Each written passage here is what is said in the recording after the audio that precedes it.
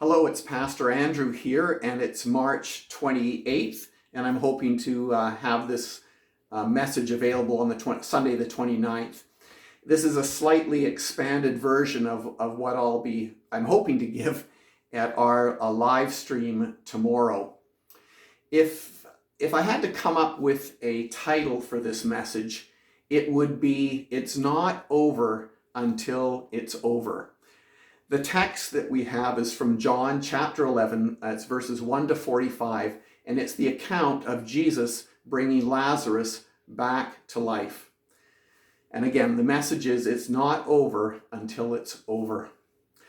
A number of years ago, I was visiting the hospital, as I often do, and they used to have a registry where people would sign in and they could put their denomination and some other details there. And I was looking at that as I normally do, and under the title of the name of the various denominations, I noticed that there was a new one there, and it was the category of atheist.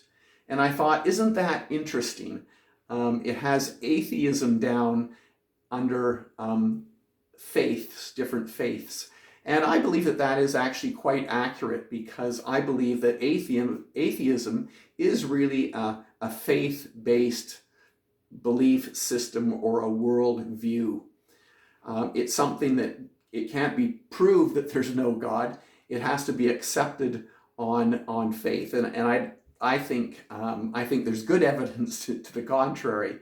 But it was just interesting to see that there. The one thing that really fascinated me about that is there was only one person mentioned under atheism. Now, maybe that's changed now, I don't know, but there was only one person in that category. And maybe it's because in hospitals, it's kind of like foxholes. It's a place where people think about ultimate questions of life. As they say, in a foxhole, there are really no atheists there in foxholes. And maybe it's the same thing in hospitals, or at least there's few atheists there. There are all kinds of new discoveries, new drugs, new breakthrough medications.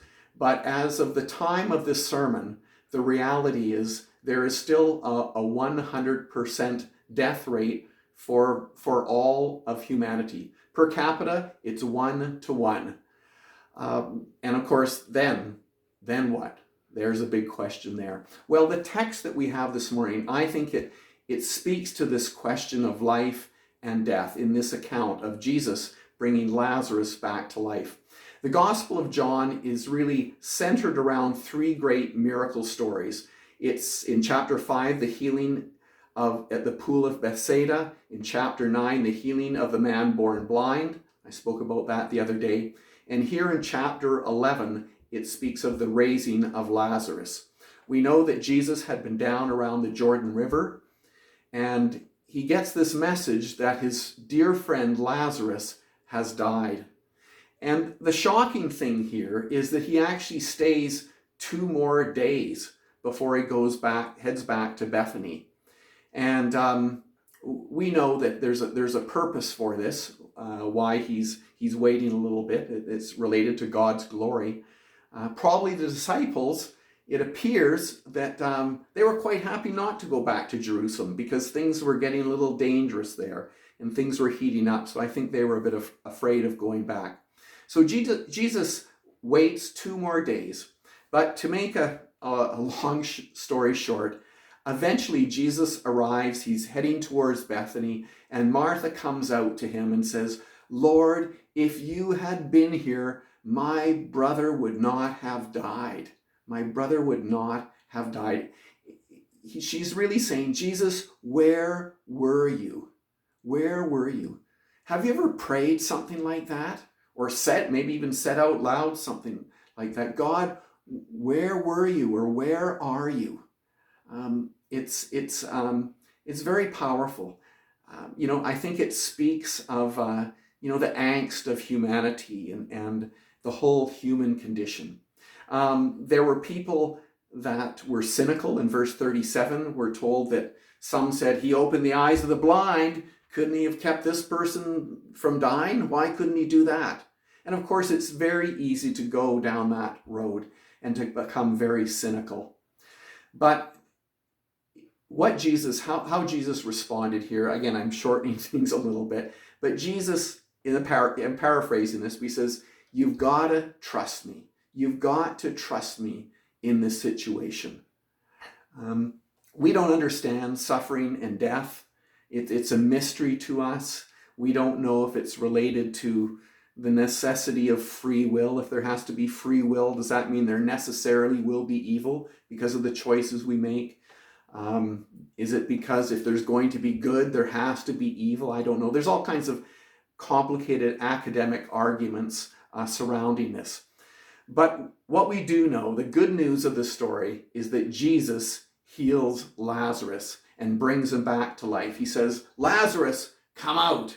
And Lazarus comes out of the tomb, and to the amazement of everybody, he shows himself to be alive. And Jesus said, take off the grave clothes, unbind the man, and let him go. So it's a glorious resurrection story that we have here.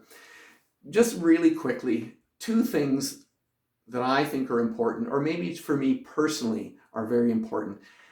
It speaks of Jesus' compassion. I didn't mention it, but in this text, there is this well-known verse that is considered, I think it's the shortest verse in all the Bible, where it says, Jesus wept.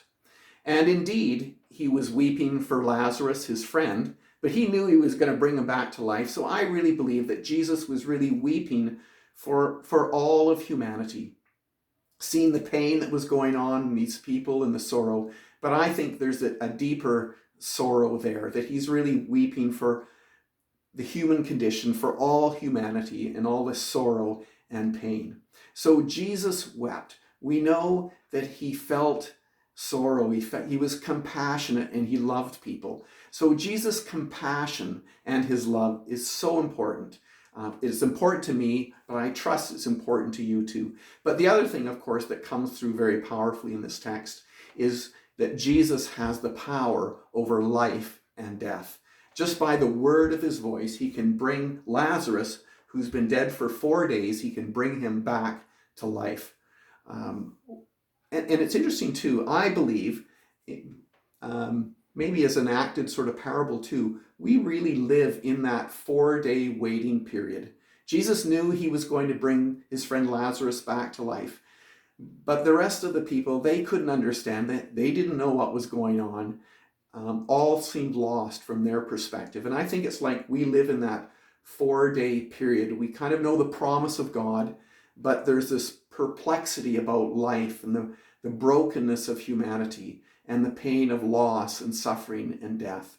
And that we live in that 4-day period. We look forward to the day when God is going to wipe away all our tears and bring back his children from the death. And what a wonderful time that will be. But I think it's a powerful message. So my hope is that a key takeaway, I would say, is that Jesus' love and his compassion and his humanity that he feels for one another, and that we know that he feels for us as well, but also that he has the power to deliver. He's the Son of God. He has the keys of life and death, and we can entrust our lives to him. And that is very good news indeed. Bye-bye and God bless.